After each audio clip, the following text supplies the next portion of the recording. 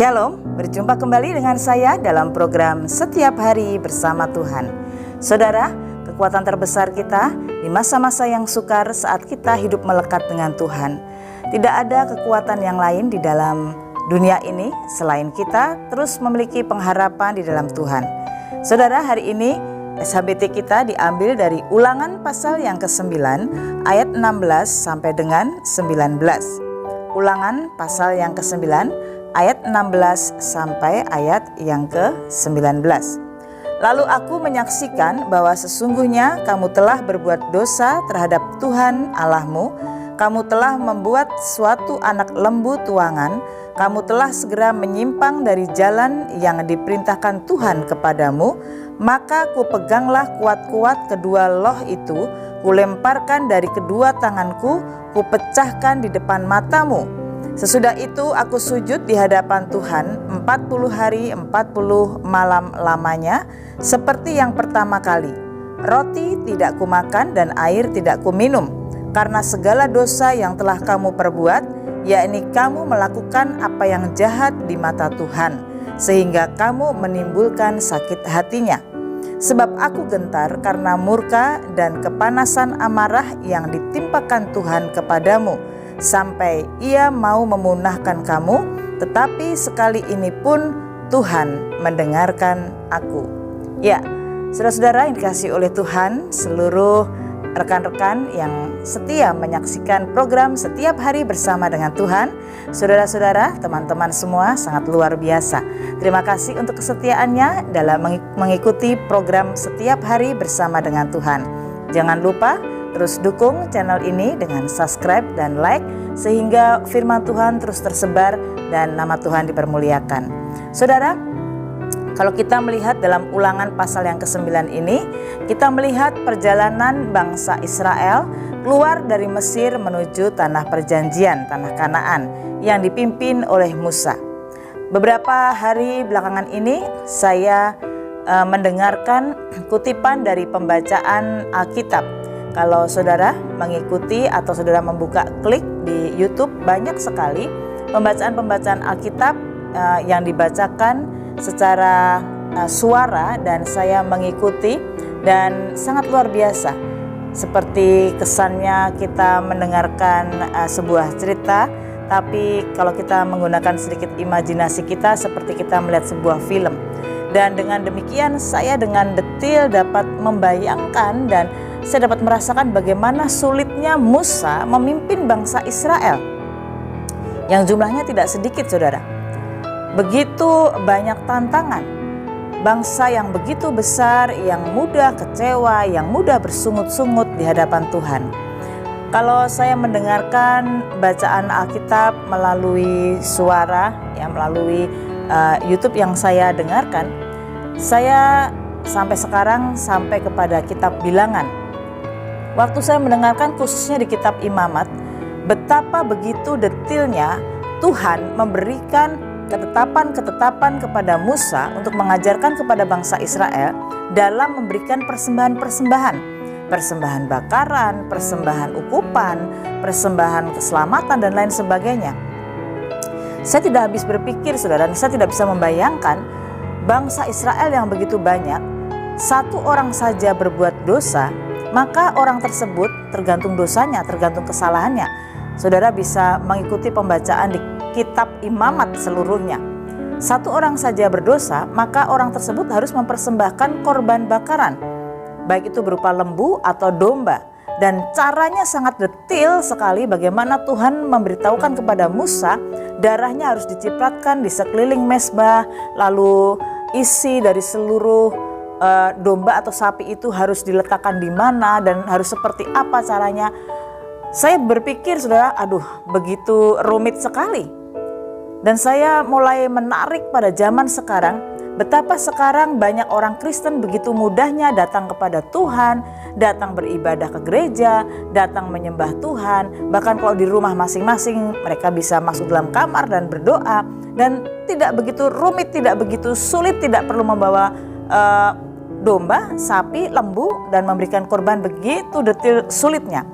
Saudara perlu tahu pada waktu itu Sepanjang kitab Imamat Bilangan, sepanjang Tuhan mengajarkan kepada Musa bagaimana memberikan korban bakaran, sedikit saja salah, sedikit saja meleset dari apa yang Tuhan tetapkan dalam memberikan korban bakaran, maka konsekuensinya mati. Sangat luar biasa. Kalau saya tarik pada zaman sekarang, banyak orang percaya, banyak orang Kristen beribadah sesuka hati, dengan sikap sesuka hati. Kalau lagi mood dia akan beribadah, kalau tidak mood dia tidak beribadah. Apalagi masa sekarang, sepanjang pandemi COVID-19 yang kita lihat memasuki tahun 2021 ini, saudara, gelombang yang kedua mulai terjadi lagi. Peningkatan orang-orang yang terpapar COVID-19 bertambah lagi, sehingga pemerintah harus mengadakan PSBB ketat kembali, saudara. Dan otomatis gereja jadi lockdown, gereja jadi semuanya mengadakan ibadah secara online. Kalau kita melihat sepanjang online di tahun awal-awal dari Maret di tahun 2020, lalu sampai habis di tahun 2020 Desember, lalu ada beberapa gereja yang mulai mencoba offline saja. Banyak jemaat sudah mulai tidak antusias, tidak semangat, saudara. Termasuk gereja yang saya gembalakan tidak terlalu antusias, banyak yang tidak mendaftar, banyak yang tidak greget untuk beribadah secara offline. Saya juga tidak tahu bagaimana online, dan belum lagi sikap-sikap hati kita dalam menyembah Tuhan, dalam beribadah. Kadangkala sementara kita beribadah di gereja, kita masih bisa main gadget, sementara kita mungkin apalagi online di rumah, saudara, kita bisa setel kapan saja kita mau. Bayangkan, saudara, kalau saya merenungkan hal ini dibandingkan dengan masa-masa dulu di perjanjian lama zamannya Musa, bahkan konsekuensinya salah sedikit saja kita bersikap, kita mungkin datang ke perkemahan, ke tabernakel, ke kemah di mana bangsa Israel harus menyembah Tuhan, baik itu pelataran, apalagi ke ruang kudus, ke ruang maha kudus, saudara. Mereka dalam sikap menyembah Tuhan saja pada waktu itu, Tuhan langsung tahu bagaimana hatinya, konsekuensinya mati. Atau kalau berdosa, Tuhan akan tunjuk bahwa orang itu tidak bersikap baik waktu menyembah dan datang kepadaku. Dia berdosa, dia cacat, akhirnya dia harus memberikan korban. Dan begitu rumitnya, saudara. Tapi sekarang banyak orang bersikap beribadah kepada Tuhan dengan semaunya. Dan hari ini, saudara, melalui program Setiap Hari Bersama dengan Tuhan, kita akan belajar bersama-sama bagaimana kita semakin hari menjelang kedatangan Tuhan yang kedua kali, kita harus semakin menjaga hidup kita semakin benar, semakin kudus. Menjaga kita hidup berkenan di hadapan Tuhan tidaklah mudah, tapi kita harus memiliki sebuah kemauan bagaimana kita harus hidup menjaga kehidupan kita agar kita tidak tercemar. Saat Tuhan Yesus datang yang kedua kali, kita tidak kedapatan cacat kerut, kita tidak kedapatan tercemar, namun kita semakin disempurnakan seperti Kristus. Judul SHBT kita pada hari ini adalah vaksin virus. Untuk itu, saudara, kita tahu bahwa akhir-akhir ini bangsa kita juga sedang melancarkan, mengencarkan tentang bagaimana mempersiapkan diri seluruh bangsa Indonesia untuk menerima vaksin Sinovac. Dan pada beberapa hari yang lalu, Presiden kita, Bapak Presiden Jokowi, telah memberikan teladan yang luar biasa, memberikan contoh bagaimana beliau menerima vaksin yang pertama kali, memberikan contoh kepada seluruh rakyatnya. Memang ada pro dan kontra, ada yang takutnya nanti vaksin ini ada dampaknya dan lain sebagainya, tapi ada yang menerima dan ya dengan cara pandang yang berbeda.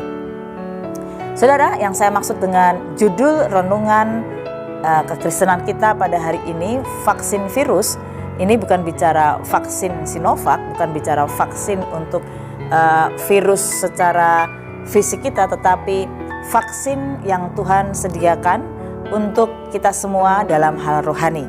Kenapa, saudara? Kita perlu juga memiliki vaksin untuk kita dapat menangkal setiap virus-virus rohani, karena setiap kita orang-orang Kristen, kita tahu bahwa kita menyembah Tuhan Yesus yang adalah roh, namun kita masih hidup melekat dengan kedagingan. Seperti hari ini kita akan membaca di dalam ayat seperti yang terdapat di dalam Roma pasal 8 ayat 5 dan 6. Sebab mereka yang hidup menurut daging memikirkan hal-hal yang dari daging. Mereka yang hidup menurut roh memikirkan hal-hal yang dari roh. Karena keinginan daging adalah maut, tetapi keinginan roh adalah hidup dan damai sejahtera. Saudara-saudara, seluruh rekan-rekan yang menyaksikan program SHBT, kita sebagai orang-orang Kristen, kita sudah tahu betul bagaimana kita dipanggil oleh Tuhan untuk kita hidup berkenan di hadapan Tuhan. Tentunya tidak mudah. Untuk itu, Bapa di surga, Tuhan Yesus memberikan Roh Kudus-Nya kepada setiap kita. Di mana Roh Kudus berada? Roh Kudus berada di dalam setiap diri orang yang percaya kepada Tuhan Yesus. Setiap orang, siapapun manusia dalam dunia ini yang tadinya tidak percaya Yesus Kristus sebagai Tuhan dan Juru Selamat, namun saat menerima Yesus Kristus sebagai Tuhan dan Juru Selamat, maka pada saat itu dia telah dimeteraikan melalui Roh Kudus-Nya. Kalau berbicara roh itu tidak terlihat, tetapi dengan iman. Iman itu lebih dari sebuah keyakinan. Kita tahu bahwa Roh Kudus, Roh Tuhan ada dan tinggal dalam setiap diri orang percaya. Nah, saudara, waktu Roh Kudus ada dalam diri kita, Roh itulah yang membantu saya dan saudara untuk terus mengingatkan kita agar kita hidup berkenan di hadapan Tuhan, agar kita terus hidup sepadanan dengan Kristus menghadapi dunia yang semakin jahat ini. Saya mau beritahukan kepada setiap saudara, firman Tuhan juga berkata, hari-hari semakin jahat dan bukan semakin baik, keadaan semakin tidak menentu. Tapi percayalah, bagi setiap orang yang percaya kepada Tuhan Yesus, juga kita harus menguatkan kepada rekan-rekan sebangsa dan setanah air kita, agar tidak takut dan khawatir. Kalau kita tetap percaya kepada Tuhan, kita semua ada dalam perlindungan Tuhan.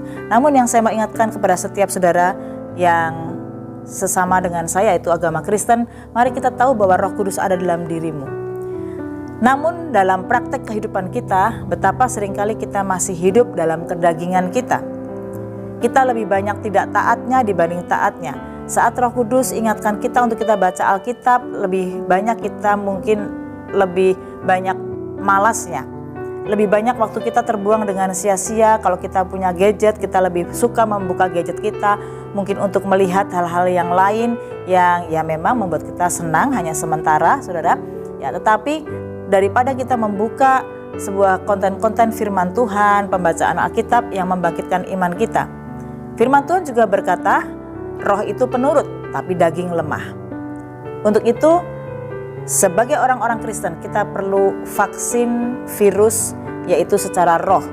Artinya saudara, kita perlu terus belajar memahami bahwa agar saat nanti Tuhan Yesus datang yang kedua kali, kita tidak kedapatan cacat dan kerut, maka kita harus terus disempurnakan seperti Kristus agar kita diberikan vaksin dari virus kedagingan, virus dosa. Apakah kita tidak akan mungkin jatuh dalam dosa? Dalam dunia ini sangat rentan, karena kuasa kegelapan, musuh kita orang Kristen bukan darah dan daging. Artinya bukan orang yang membenci kita, bukan orang-orang yang membenci kekristenan. Musuh kita adalah iblis. Nah, iblis berusaha untuk terus menjatuhkan setiap anak-anak Tuhan. Iblis tahu betul kelemahan saudara. Untuk itu iblis berusaha menyebarkan virus-virus, virus kebohongan, anak panah, sakit penyakit, virus-virus segala kekacauan, perpecahan keluarga, virus-virus segala kejahatan yang ada. Untuk itu sebagai orang percaya, kita harus menangkalnya dengan satu vaksin. Salah satunya kita diperlengkapi. Kalau kita melihat dalam Efesus pasal yang ke-6 dikatakan di sana, saudara. Nah, salah satunya vaksin dari kerajaan surga di dalam Efesus pasal yang ke-6 ayat 10 sampai dengan ayat yang ke-12. Perlengkapan rohani. Akhirnya hendaklah kamu kuat di dalam Tuhan, di dalam kekuatan kuasa-Nya. Kenakanlah seluruh perlengkapan senjata Allah, supaya kamu dapat bertahan melawan tipu muslihat iblis. Karena perjuangan kita bukanlah melawan darah dan daging, tetapi melawan pemerintah-pemerintah, melawan penguasa-penguasa, melawan penghulu-penghulu dunia yang gelap ini, melawan roh-roh jahat di udara. Jadi saudara, kalau kita melihat bahwa kalau hari-hari ini pemerintah kita sedang menyarankan dan melancarkan atau menyelenggarakan bagaimana agar seluruh rakyatnya dapat terjaga dengan vaksin Sinovac, itu vaksin untuk kita dapat mengantisipasi dari virus corona. Demikian juga dengan kerohanian kita. Seperti yang tadi saya sudah bacakan di dalam Efesus pasal yang ke-6 ayat yang ke-10 dan seterusnya, bahwa musuh kita bukanlah darah dan daging, tetapi melawan pemerintah-pemerintah, penguasa-penguasa, melawan roh-roh jahat di udara. Pemerintah-pemerintah di sini bukan pemerintah Indonesia, saudara, tapi pemerintah di sini adalah di alam roh, yaitu kuasa-kuasa kegelapan, iblis, ya. Jadi bukan melawan pemerintah-pemerintah, berarti bukan musuh kita pemerintah Indonesia. Bahkan sebaliknya, sebagai orang percaya, kita mendoakan pemerintah Indonesia, kita mendoakan Bapak Presiden agar semua dapat berjalan dengan baik. Nah, saudara, dalam kita menerima vaksin atau menerima kekuatan yang datang dari Tuhan, perlengkapan senjata rohani ini sangat penting sekali, sebab tadi yang saya sampaikan pada saudara bahwa sepanjang kita hidup menjadi orang percaya, kita ini lebih banyak hidup menuruti daging kita. Untuk itu sangat penting kita memiliki kehidupan yang senantiasa berada dalam perlindungan Tuhan, berada di dalam perlengkapan senjata rohani. Saudara bisa melihat di dalam Efesus pasal yang ke-6 dan selanjutnya berbagai macam perlengkapan rohani, ketopong keselamatan, kasut kerelaan memberitakan Injil, perisai iman, pedang roh atau pedang firman Tuhan, dan lain sebagainya. Apa saja vaksin yang Tuhan sediakan bagi setiap orang percaya agar kita tidak tercemar, tidak berkerut, dan tidak bernoda saat Tuhan Yesus datang yang kedua kalinya. Yang pertama, saudara, vaksin itu tadi yang saya sudah sampaikan berupa perlengkapan senjata rohani. Ingat saudara, musuh kita ada di alam roh. Segala sesuatu yang terjadi di alam nyata dimulai di alam roh. Kalau kita menyembah Tuhan Yesus Kristus, Tuhan yang adalah roh, kita juga memiliki musuh adalah kuasa kegelapan yang adalah roh. Jadi kita mengalami peperangan rohani yang berada di alam roh. Bagaimana kita bisa memenangkan peperangan kalau kita tidak menggunakan perlengkapan senjata rohani? Mari kita teliti sebagai orang percaya, apakah kita sudah menerima vaksin virus yang pertama, yaitu perlengkapan, jubah perlengkapan senjata rohani. Dan vaksin virus yang kedua adalah firman Tuhan. Kita bisa kuat menghadapi pergumulan dan tantangan. Kita bisa tough menghadapi hidup ini. Saudara, hidup ini tidak pernah lepas dari pergumulan. Hidup ini tidak pernah lepas dari tantangan. Bukan hanya sekedar masalah pergumulan dari luar saja, dari luar diri kita. Misalkan musibah, misalkan kita disakiti dan lain sebagainya. Kadang-kadang ada konflik batin dalam diri kita. Ada banyak orang yang saya layani yang mereka depresi, stres, bahkan sampai schizofren, saudara. Kenapa? Karena semua sedang bergejolak dalam jiwa, dalam hati dan pikiran setiap diri manusia. Kalau kita menerima vaksin dari kerajaan surga, yaitu firman Tuhan, untuk itu mari kita belajar mencintai firman Tuhan. Zaman sekarang, zaman yang canggih, saudara. Kita bisa mendengarkan firman Tuhan dengan sangat mudah dari Alkitab, dari gadget kita. Ada banyak pembacaan Alkitab yang seperti saya sedang ikuti sekarang. Saya mendengarkan dari YouTube, saudara, ada pembacaan Alkitab begitu luar biasa. Setiap ceritanya begitu detail dengan audio suara yang berbeda-beda. Artinya suara Allah berbeda, suara Musa berbeda. Sangat indah sekali sehingga kita tidak mungkin jenuh, bahkan kita memiliki pengetahuan Alkitab yang bertambah.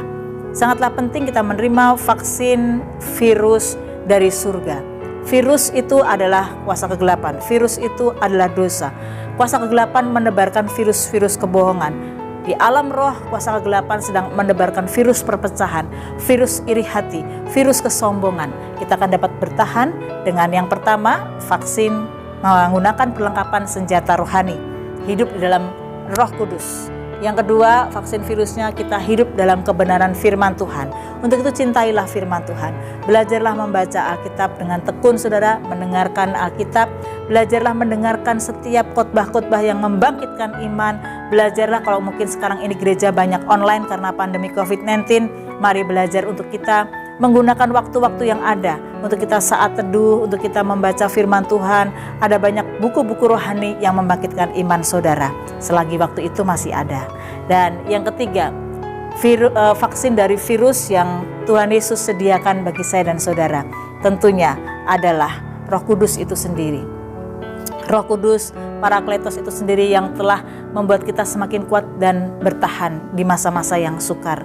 Karena Roh Kudus yang menghiburkan saya dan saudara. Saat kita sendiri, mungkin yang menyaksikan SHBT ini, engkau sedang kesepian, mungkin kau orang tua yang mungkin anak-anak sudah melupakan saudara, mungkin kau sedang depresi, mungkin kau sedang punya pergumulan, mungkin kau sedang sakit dan tidak kunjung sembuh, engkau menyaksikan SHBT ini. Saya mau sampaikan kepada setiap saudara, walaupun kita dijauhkan dengan jarak, tapi percayalah dengan firman Tuhan yang saudara saksikan saat ini. Saya berdoa agar kuasa Roh Kudus dialirkan pada saudara, kuasa firman Tuhan dialirkan kepada saudara. Sementara saudara menyaksikan tayangan ini, saudara akan dikuatkan karena Roh Kudus yang sama ada di tempat saudara.